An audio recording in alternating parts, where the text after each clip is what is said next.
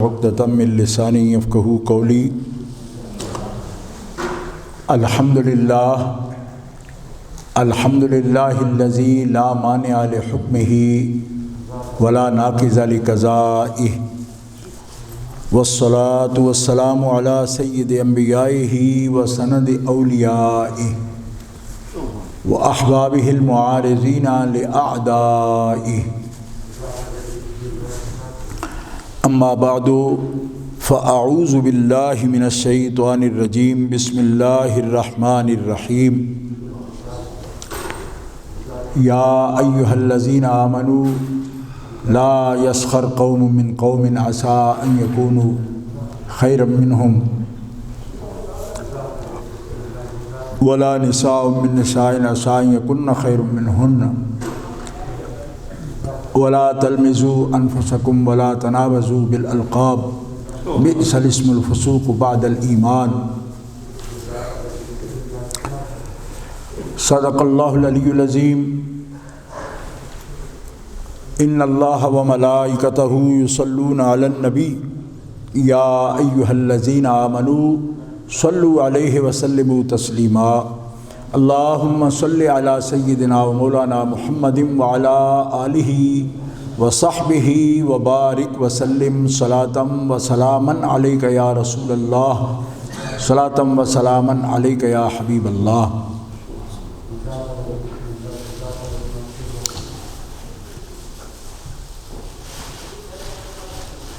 مولاي صل وسلم دائما ابدا على حبيبك خير الخلق كلهم محمد سيد الكونين والثقلين والفريقين من عرب ومن عجم، فإن من جودك الدنيا وذرتها ومن علومك علم اللوح والقلم، ثم الرضا عن نبی بکر وعن عمر وعن علی وعن عثمان ذی الکرم والآل والصحب ثم التابعین لهم اہل التقى والنقى والحلم والکرم۔ اللہ تعالی جل مجدہ الکریم کی حمد و ثناء حضور امام الاولین والآخرین سید العالمین جناب محمد مصطفیٰ احمد مجتبیٰ صلی اللہ علیہ وآلہ وصحبہ وبارک وسلم کی بارگاہ اقدس و انور میں صلاۃ و سلام ہدیہ کرنے کے بعد، حاضرین اہل اسلام، قرآن مجید فرقان حمید مسلمانوں کو، اہل اسلام کو جہاں عبادات، معاملات، احکام کی صورت میں بتاتا ہے، وہیں معاملات، عبادات پورے دین میں امثال کے ساتھ، قصص کے ساتھ، امثال اور قصص جو ہوتی ہیں، مثلیں بیان کرنا کہ اس طرح یہ چیزیں ہوتی ہیں تفہیم کے لیے، سمجھانے کے لیے، ورنہ احکام یا جو کسی چیز کی فلسفی ہوتی ہے، فلسفہ جس کو کہتے ہیں، وہ ایک گہری بات ہوتی ہے۔ جب وہ مثل میں آتی ہے، امثال میں ذکر ہوتی ہے، کسی قصے، حکایت کی شکل میں بیان ہوتی ہے، تو بیان کرنے والے کا اس سے مقصد یہ ہوتا ہے کہ وہ چیز آسان ہو جائے تاکہ اس کی تفہیم، سمجھنا اس کا سننے والوں کے لیے آسان، اور وہ نصیحت بھی جب امثال یا قصص کی صورت میں ہوتی ہے تو مزید اس میں آسانی پیدا ہو جاتی ہے، بات سمجھ کے قریب آ جاتی ہے۔ قرآن پاک نے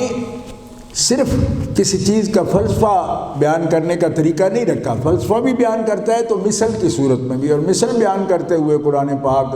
یہ فرماتا ہے کہ بات تو سامعین کو، سننے والوں کو، جنہوں نے اس سے فائدہ حاصل کرنا ہے، ان کی سمجھ کے لیے ہے، اور اللہ فرماتا ہے کہ سمجھانے کے لیے اللہ تعالیٰ حیا نہیں فرماتا اس بات سے کہ کس چیز سے سمجھائے، وہ سمجھانے کے لیے چاہے تو ایک معمولی مخلوق میں چیونٹی کی مثال ہو، مچھر کی مثال ہو، تو وہ بھی بیان فرمائے گا، جس چیز سے بھی سمجھا آ سکے اس کو سمجھائے گا۔ تو ان اللہ لا یستحیی ان یضرب مثلا ما بعودۃ فما فوقها، اس لیے دین اسلام کی تعلیمات اتنی گہری نہیں ہے کہ کوئی سمجھ نہ پائے، اور جو گہرائی ہے اس گہرائی کو آسان کرنے کے لیے اس کو مثال میں بیان کرتے ہیں، کسی بھی قصے اور حکایت کی شکل میں بیان کر دیتے ہیں۔ اسی طرح کوئی بات جو بہت ایک بڑا فلسفہ پس منظر رکھتی ہو، صرف وہی باتیں قرآن پاک یا احادیث مبارکہ میں بیان نہیں ہوئی، ایک چھوٹا سا رویہ جو ایک بڑی اندوہناک یا المناک صورت پیدا کر سکتا ہے معاشرے میں اور خرابی لا سکتا ہے، وہ جہاں سے وہ خرابی شروع ہوتی ہے، اس خرابی کو جو چھوٹی سی لگتی ہے اس کو بھی قرآن پاک میں، احادیث پاک میں بیان کیا گیا۔ یہ نہیں کہ وہ جو پورا مسئلہ بن جائے تو پھر اس کو بیان کیا جائے کہ اوہ ہو یہ تو آگ لگ گئی، یہ تو بڑی خراب نہیں، وہ جو بالکل چھوٹی سی شکل میں ہے۔ اس واسطے کہ میں عموماً یہ بات عرض کرتا رہتا ہوں کہ ہم گاڑی کی لائن پر چلتے ہیں نا، تو جہاں سے لائنیں بدلتی ہیں، کانٹا بدلتا ہے ریل گاڑی کا، وہاں دو لائنیں بالکل قریب قریب ایسے کر کے تو ان کے اندر ایک لائن ڈالی ہوتی ہے، یہاں ان کے درمیان انچوں کا فاصلہ بھی نہیں ہوتا کہ ایک انچ بھی دور ہو، بالکل قریب۔ لیکن جب اس میں گاڑی کا پہیہ آتا ہے تو آپ یوں سمجھ لیں کہ جیسے لیڈ سے اگر اس کانٹے پر پہیہ آ جائے گاڑی کا تو اس کا منہ ساؤتھ کو ہو جائے گا، یعنی دکھن کی طرف، لندن کی طرف چلا جائے گا، اور بالکل اس کی دوسرے یہ جس کا انچ کا بھی فاصلہ نہیں، اس کے اوپر اگر اس کا پہیہ آتا ہے تو اس کا منہ اسکاٹ لینڈ کی طرف ہو جائے گا، اور یہاں ان کے درمیان دوری کوئی نہیں، بالکل قریب ہے۔ لیکن جس کو قریب سے آپ جس حصے کو فالو کر رہے ہیں وہ آپ کی پوری جہت کو بدل دیتا ہے۔ اس لیے دین اسلام کی تعلیمات جب کوئی لڑ پڑے، ایک دوسرے کو وہ مارنے پر آ جائے، دھماکے کرنے پر آ جائے، تو اسلام روکے کہ یہ بہت بری بات ہے۔ یہ فطری تعلیمات اسلام صرف یہ نہیں دیتا کہ مسئلہ جب الجھ گیا پورا تو پھر اس کو روکو، نہیں، اسلام اس کے آداب بتاتا ہے کہ یہ شروع ہی نہ ہو، ایسا جذبہ، ایسا رویہ بندے کی طبیعت کے آئے نہیں۔ حالانکہ بندہ سوچے گا کہ اسلام کیا ہمیں یہ بھی سکھائے گا کہ ہمیں کسی سے بولنا کیسے ہے، کیوں، یہ تو معمولی سی بات ہے، ہم عام جانتے ہیں، نہیں۔ تو اسلام کہتا ہے اذا حییتم بتحیۃ فحیوا باحسن منها او ردوها ان اللہ کان علی کل شیء حسیبا۔ جب تم ایک دوسرے کو آداب کرتے ہو، پیش آتے ہو، ملتے ہو، تو ان آداب میں ایسے آداب کرو کہ احسن منہا، جیسے وہ تم سلام کرتا ہے تم ایسے سلام کرو، بلکہ بِأَحْسَنَ مِنْهَا، جو لفظ اس نے بولا اس سے اچھا لفظ ہے تمہارے پاس تو وہ بولو۔ یعنی اس نے کہا السلام علیکم، جیسے مومنوں میں مسلمانوں کے لیے سلام رائج ہے قرآن کا، حدیث کا، تو رسول پاک فرماتے ہیں کہ ایک مسلمان نے دوسرے کو کہا السلام علیکم، تو اس سے ہمت ہو پڑے تو احسن منہا، السلام علیکم کے جواب میں صرف سلام کہنا، یا سلام بھی نہ کہنا، سر کا اشارہ کرنا، ایسے کرنا، یہ احسن منہا نہیں ہے، یہ اس میں بھی کمی کر دی آپ نے جو کچھ اس نے بولا۔ احسن منہا یہ ہے کہ اس نے آپ کے لیے سلامتی کہی، آپ اس پر ایک لفظ اضافہ کر کے اس کو رحمت اللہ کہہ دیں کہ آپ پر اللہ کی رحمت بھی ہو۔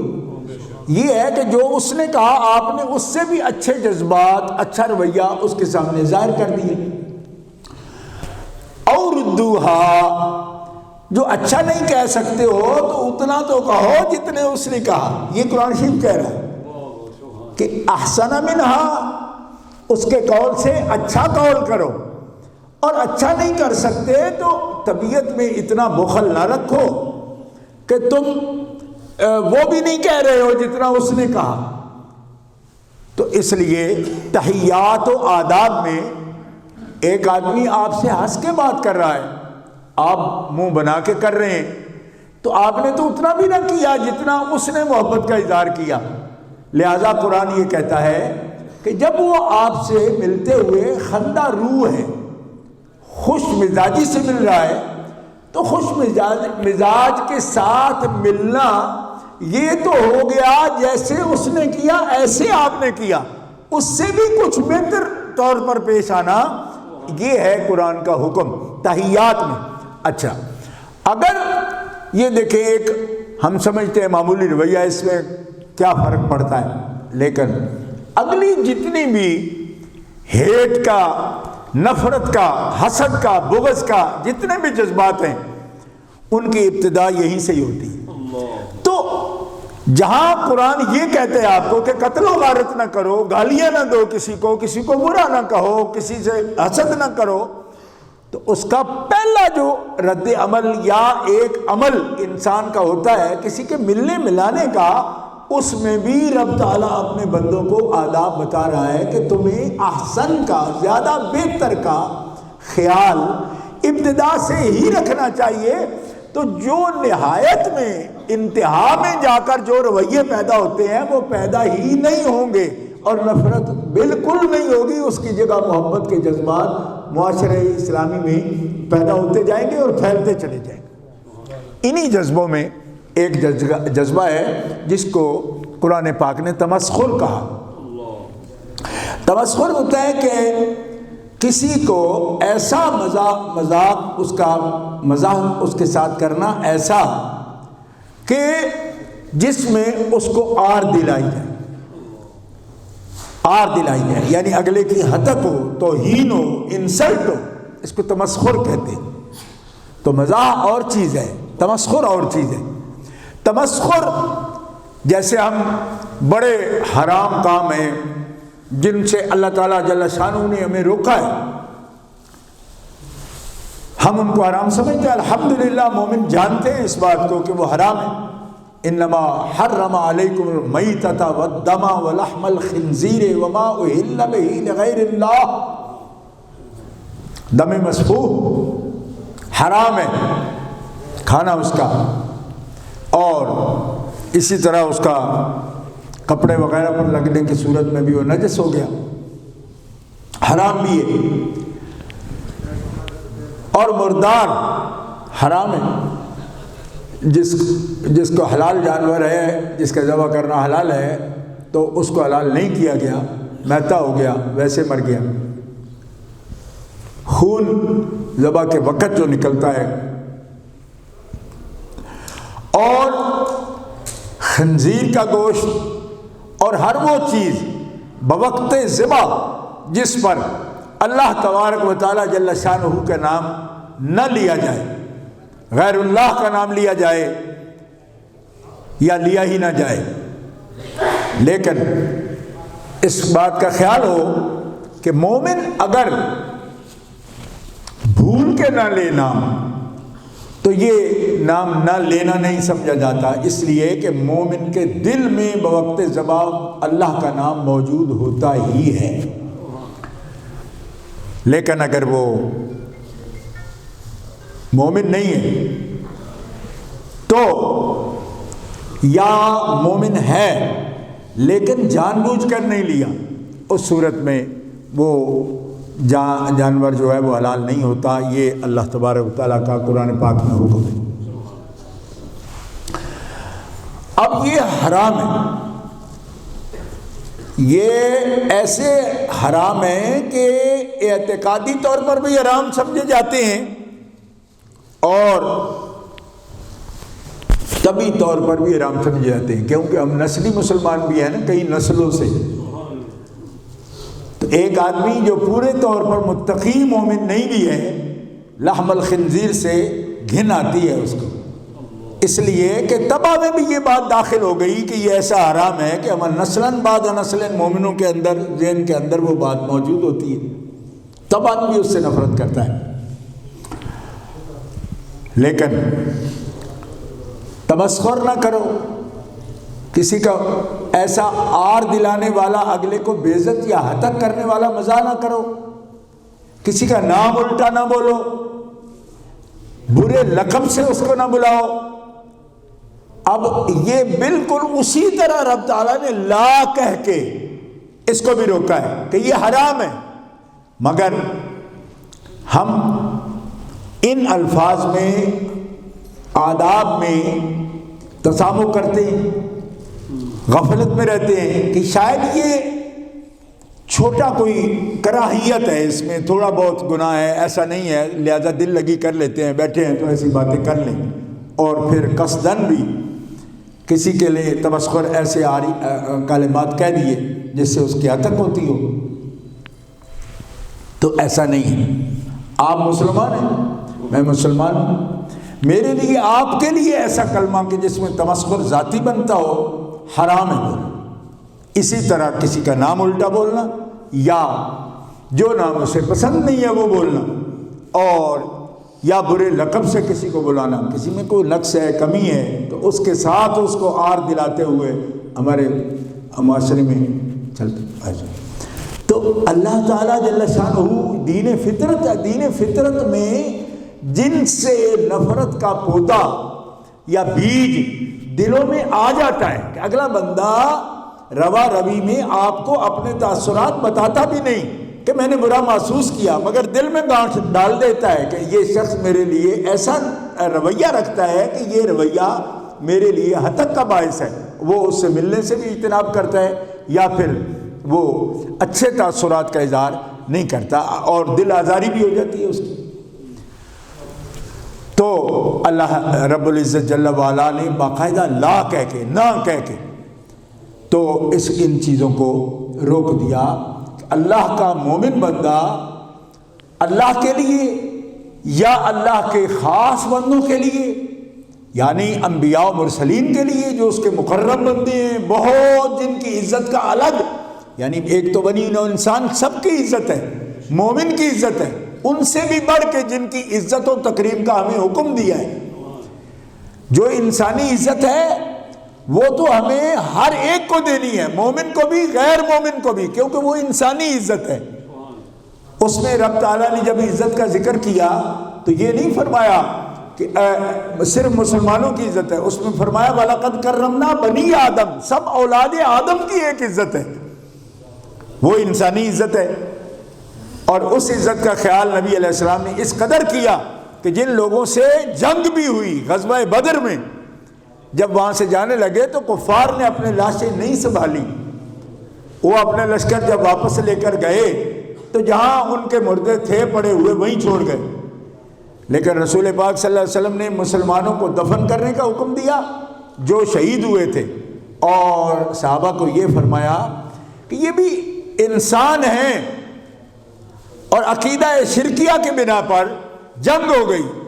لیکن اب ہم ان کو ایسے ہی میدان میں چھوڑ جائیں اور ان کو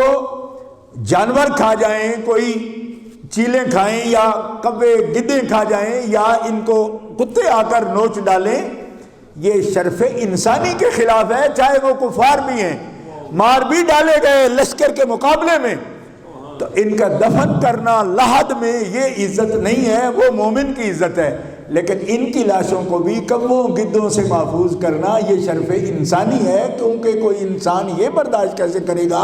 کہ ایک انسان کی لاش کو کبھی اور کدھر کھا جائیں. لہذا یہ جو پرانا بدر کا کنواں ہے قلیب بدر، اس میں ان کی لاشیں بھی اٹھا کر گھسیٹ کر پھینک دو تاکہ جانور ان کی لاشیں بھی نہ نوچیں. ایک سبق یہ محدثین نے بتایا، اور دوسرا یہ بتایا کہ جب ان کی لاشیں بھی پڑے ہوں گی تو جو تعفن پیدا ہوگا وہ دوسروں کو بھی ضرر بھی دے گا. لہذا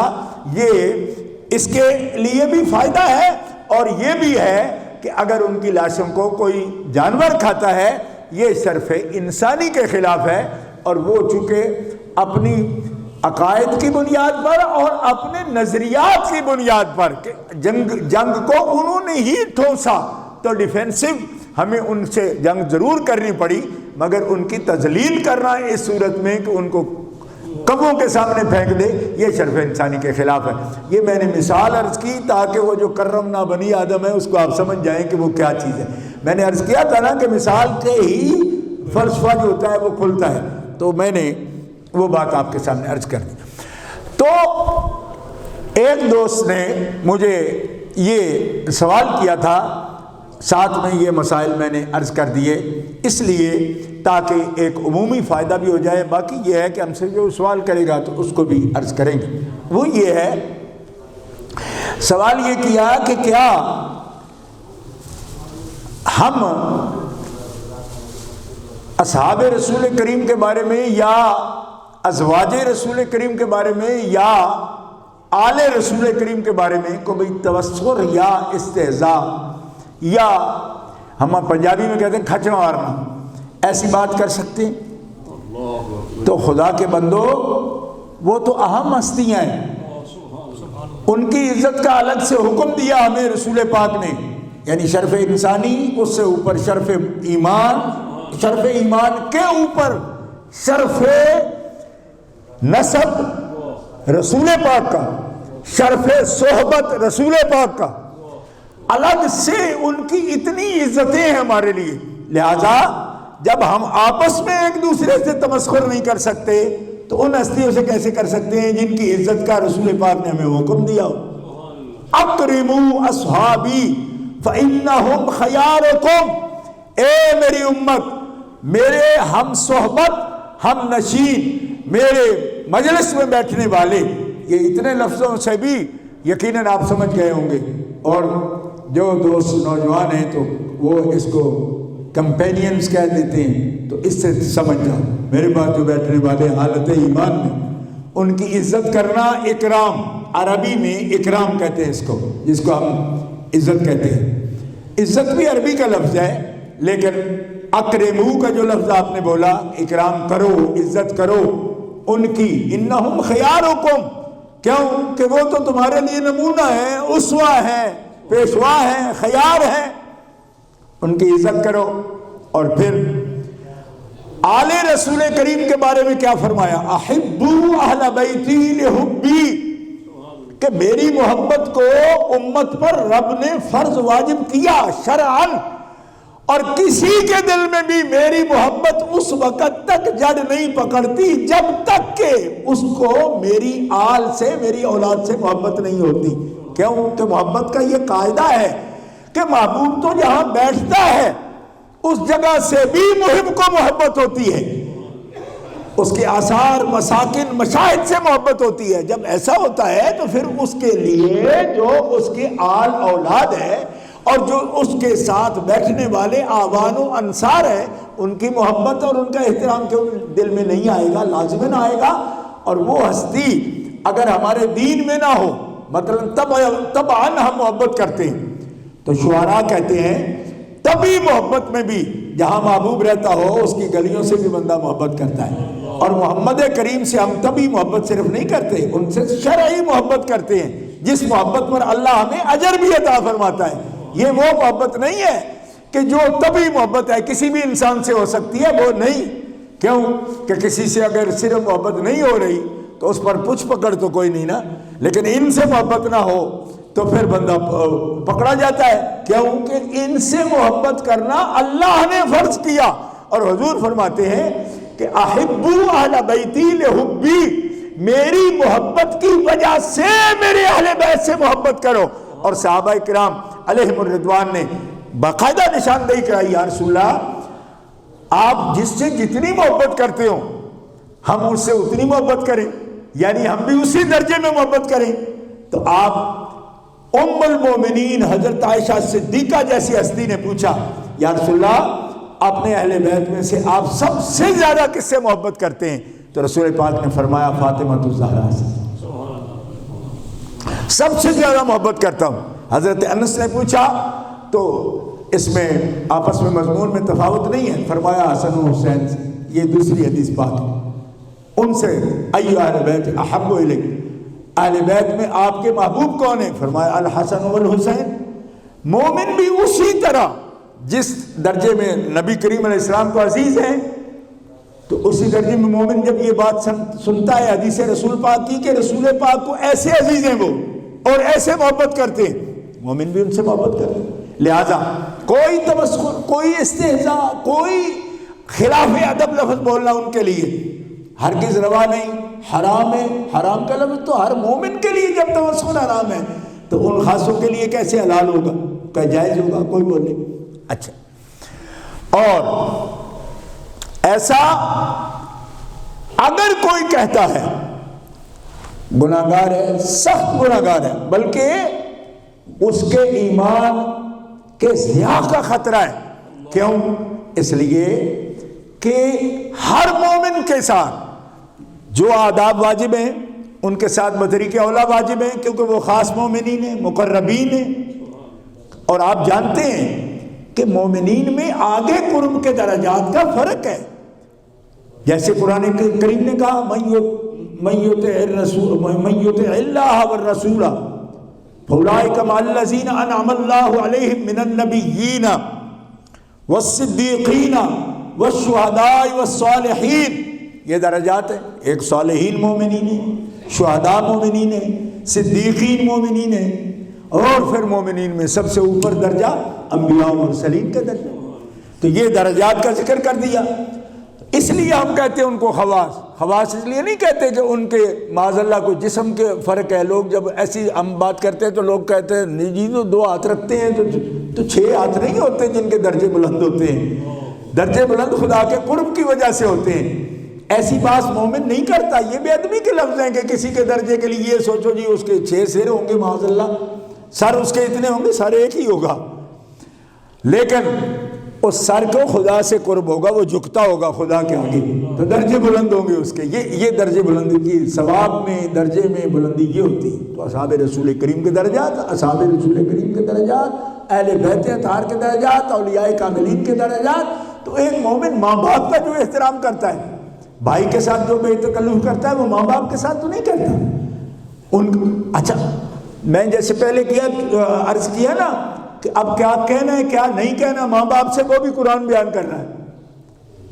ٹھیک ہے۔ جب کوئی کسی سے آق ہو جائے، تعلق توڑ لے، تو جب حکم بیان کرے گا تب تو وہ پورا ایک بلاسٹ کر چکا ہوگا۔ تو قرآن نے وہاں سے شروع نہیں کیا کہ ہمیں کیا کرنا ہے والدین کے ساتھ، یہاں سے شروع کیا تمہیں اوف بھی نہیں کرنا، تم نے جھڑکنا بھی نہیں۔ کیا مطلب؟ کہ وہ بنیادی طور پر چھوٹا سا سوراخ بھی بند کرو جس سے تم ایک دن جانے والے ہو اس طرف، جو بہت ہی بدخلقی بنے گی۔ اور چھوٹا سوراخ اس کا کیسے بند ہوگا کہ لیکیج ہو ہی نہیں اس بارے میں کہ تم اف بھی نہ کرو، جھڑک کے نہ کرو، کبھی غصے سے دیکھو نہیں۔ تو بندگان خدا، ہم اس ایمان والے بندے ہیں۔ ہم سے کوئی یہ سوال کرے گا کہ ہم ان ہستیوں کے بارے میں تمسخر کریں گے؟ نہ، لفظ سے اگر تمسخر کرے گا، لفظ سے یا ایسے عمل واضح سے کہ سامنے آ گیا، مثلا ہٹ کر دیا، جیسے آپ کسی چیز کو بے ادبی سے چھو لیتے ہو، سب کو سمجھ آ گئی۔ ہاں، ایک بات کا خیال رہے کہ رسول پاک نے یہ بھی بیان فرمایا، اور یہ حدیث صحیح ہے، سنن ابی داؤد شریف میں موجود ہے، کہ یہ بہت بڑی بات ہے کہ کہنا کہ کس فلانے کو اس نے تمسخر کیا یا کہ پنجابی کی کھچ مار دی، یہ کہہ دینا، اور پھر کھینچ کھانچ کر بنانا کہ یہ بنتی ہے یہ بات، یہ ظلم ہے۔ کیوں؟ رسول پاک نے فرمایا جیسے یہ حرام ہے کہ تم تمسخر کرنا نا، ایسے ہی یہ بھی حرام ہے کہ کسی نے کیا نہ ہو اور تم اس پر الزام لگا دو کہ اس نے کیا ہے. رسول پاک نے فرمایا ایسا شخص کہ جو رعایت نہیں کرتا، بات بات پر دوسرے پر الزام دیتا ہے، جو نہیں کیا وہ اس کے ذمہ لگا دیا کہ کر دیا، تو رسول پاک صلی اللہ تعالیٰ علیہ وسلم ارشاد فرماتے ہیں کہ ایسے شخص کی سزا یہ ہے، سنن ابی داؤد کی حدیث میں، کہ جہنمیوں کی پھوڑے، جلن، پیپ اور خون جس روغت الخبال کا لفظ آپ نے بولا کہ جس کنویں میں یا بڑے برتن میں جہنمیوں کا خون اور پیپ جمع ہوگا، ایسے ہی کسی پر الزام لگا دینے والا کہ اس نے تو فلاں کو یوں کہہ دیا، اور اس میں اس کی نفس کی کاروائی ہے، ذاتی انتقام میں ایسے لفظ بولتا ہے، کھینچ کے مضمون بنانے کی کوشش کرتا ہے. فرمایا ایسے شخص کو اللہ تعالیٰ جہنمیوں کے پیپ والے برتن میں ڈالے گا کہ تم نے ایک مسلمان کے ذمہ یہ لگا دیا، وہ ادب کرنے والا ہے، بلکہ اگر ہم سے کوئی پوچھتا ہے تو ہم پہ تو یہ الزام تھے کہ زیادہ ادب کرنے والے ہیں. یعنی ساری زندگی تو لوگوں نے یہ کہا کہ یہ تو ضرورت سے زیادہ ادب کرنے والے، انہی لوگوں پر یہ کھینچ کر لگا دیا. اور یہ لگانے میں بھی کیا لوگ ہیں کہ ایک زمانے تک یہ عیب لگاتے رہے کہ یہ تو جناب نواسب کی طرح ہو گئے، اور ایک زمانے میں اسی پر یہ الزام آ جائے کہ روافظ کی طرح ہو گئے. میں نے کہا تم نے اہل سنت کے مکتب کو سمجھا ہی نہیں ہے. اہل سنت کے مکتب میں محبوب کے قرب میں ارے صحابہ اور اہل بیت تو جان والے، شرف والے انسان ہیں، ٹھیک ہے. ارے اہل سنت کے مکتب میں رسول پاک جس سبزی کو پسند کرتے ہیں، کدو مبارک، لوکی، معلوم ہو جائے مسلمانوں کو یہ سبزی رسول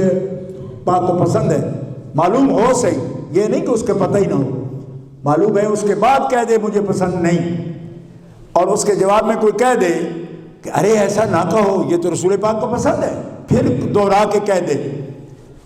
تو اس پہ حد جاری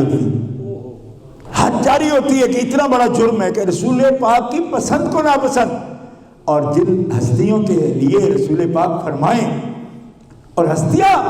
میں نے کہہ دی آپ بھی ہستی ہو کیونکہ آپ صاحب ایمان ہو، اسی لیے آپ سے تمسخر بھی قرآن نے حرام کر دیا. اس لیے میں یہ عرض کرتا ہوں کہ کبھی ہمارے تصور میں بھی ایک مومن نہیں سوچتا، اور جس مومن نے کسی بارگاہ ادب میں چند روز بھی گزارے ہوں، وہ شاعر کہتے دل میں سما گئی ہیں قیامت کی شوخیاں.